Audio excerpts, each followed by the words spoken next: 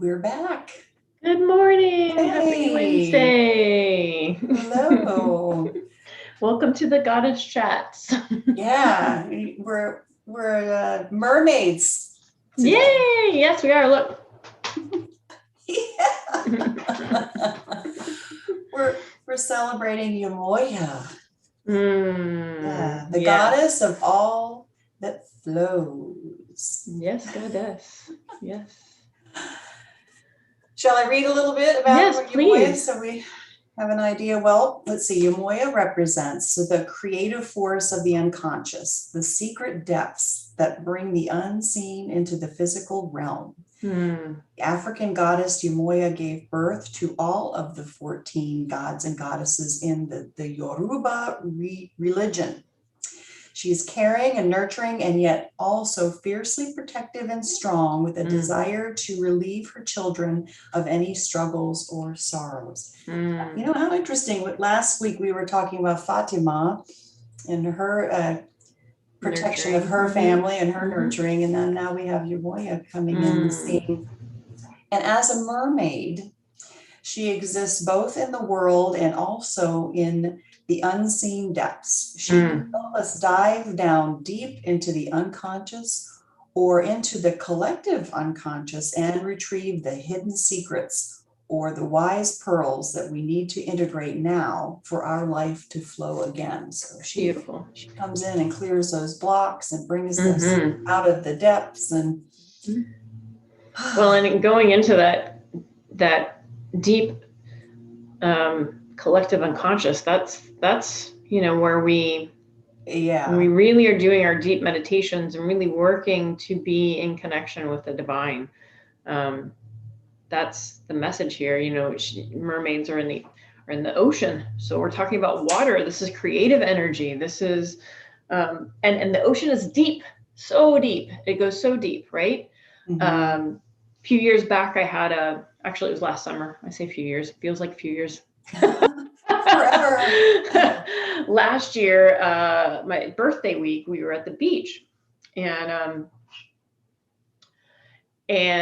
I was in the water, just kind of, it was our last day there, and I was seeking support and information to help me know what the next right steps were for my company and for my vision, because everything had come to a stop. Yeah, right. And I'm kind of like, all right, dolphins, I haven't seen you today. Come out and play. Let's do this, right? And all of a sudden, I'm looking out over the ocean as I'm just wading in the water and floating and enjoying the warmth of the ocean. And this ginormous ray jumps out of the water in front of me, and probably about 100 feet away. Not a stingray, like one of the big ones. Right. And it came out of the water and just whoo and back in. And I was like, oh my God. I would be like, did you just see what I saw? I did. I looked at my husband and I said, did you just see that? Did you just see that? And he was like, what are you talking about? And so I told him, and he was like, nope, didn't see it. So then, of course, I'm like, did I imagine this? Like, am I? Right. And of course I did not. It absolutely happened. And this is the messenger that is very close to what Yemoja is offering us. Is that so the ray, when I looked it up, it basically, what it was talking about is that you can ride the waves of emotions. You can go into deep emotions, which I'm a deep diver, man. Yeah. I don't like surface. I'm all about, let's get there. Let's deal with what's going on deep within yourself. But it has the ability to go light and to go into the dark. It has the ability to feel those deep emotions and to ride the waves of the lightness and things happening. So, Yemoja is a goddess of the water. And so she can go into those depths. She can get into those emotions. She can really allow yourself to feel all that you're feeling. But then you can rise up and bring it into this 3D world, and bring these ideas and inspirations that are flowing into the depths of your soul, or from the depths of your soul, not into, from the depths of your soul, out into the world. And that's why I love her so very much. When we pulled her, I was like, yay! I mean, anytime we can dive in and bring the unconscious to the conscious is magical. You really do need to be a mermaid or that essence of flow and just playing in the water and being all up in that creative energy and juices and emotions, because that sacral chakra, which is what we're talking about here, that is all about honoring the flow, and that means that you're gonna rise and you're gonna fall, and you're gonna rise and you're gonna fall, and that is normal.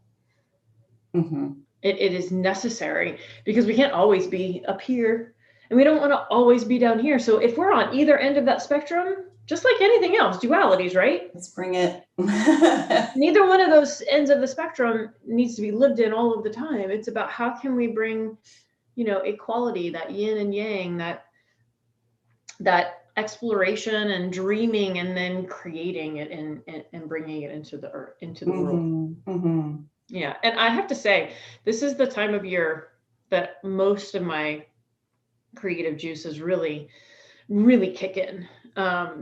Even though springtime in our, calendar of the year is really our new year, because my birth date is in June. My spring energy is actually from my birthday until right about the fall equinox. So this is why I've, as an observer of my life and someone who likes to go deep and take those explorations of understanding myself, this is why I am the most creative right now. But it's also why from about mid-April until my birthday, I kind of go and I cocoon, and I'm like, okay, I don't want to do anything else right now. I just want to just be. I just want to just be. And so it's really interesting when you can start looking at nature, and you can start looking at how it all interplays in your life. So there's that calendar that's the nature calendar that happens. So those are energies that we're working in. But then when you pull back and start looking at, okay, well, my birth calendar, what does that look like? Exactly. And so for me, I really think that Yemoja is very present for me right now, because it's about that playing in the creative ideas. And of course, as every summer, I have all these ideas and inspirations that are starting to happen, and things are being put into play, planting the seeds, so that they can blossom in September, October, November-ish time. That would be an interesting exploration for any one of us to look at our birthdays and what is our creative cycle, and is there a time when we really feel more inclined to go deep? And what do we do when we have that nudge to go deeper, and maybe we hold back? And what's holding us back from really, because that's where the treasure is. But what's blocking us from doing that? All of a sudden I have the Little Mermaid song in my head. I know. I've had Ariel spinning around my head this whole conversation, and she's got gadgets and gizmos aplenty. You got boozits and what's it's galore. Yeah. One thing of a pops, I got 20. I love it. Yeah. So I mean, this goddess is really an opportunity to play around in creativity.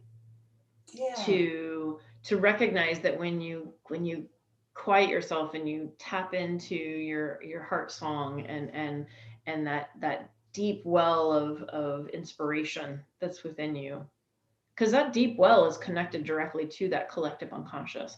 And if we think about the collective unconscious, it is an ocean. It's this ocean of we are a drop of that collective unconscious.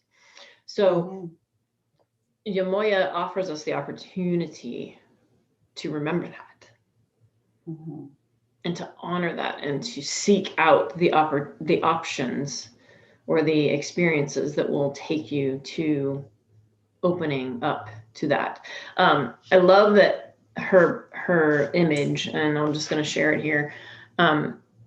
The thing that strikes me is her chest, right at the center of her chest. I know she's got that spark. light. Yeah. Is the spark, and it's that reminder that it's all here. We have all of it. It's just asking to be born. So one of our dear friends and I talk about this often is that that when we honor our purpose, when we honor what we are here to do, and so many of us have this question, why am I here? What am I here to do? What is my purpose? Well, your purpose is to be the love that you are, period. Like, that is what we are here to do, is to remember that we are love and to be the love that we are. But I had this experience a couple weeks ago where one of our goddess sisters says to me, well, every time I hear you sharing a meditation, I just become you. Like, I don't know what it is. It's just that as you're speaking and you're sharing this meditation, it's just like I become one with you. And I looked at her and I said, well, it's not me you're becoming one with, it's spirit. Because I'm allowing my vessel, this body, this vocal box, to transmute the song of spirit. Whatever that is, whether it's an imagery, whether it is toning or singing, whether it is offering a treatment of Reiki or even massage therapy.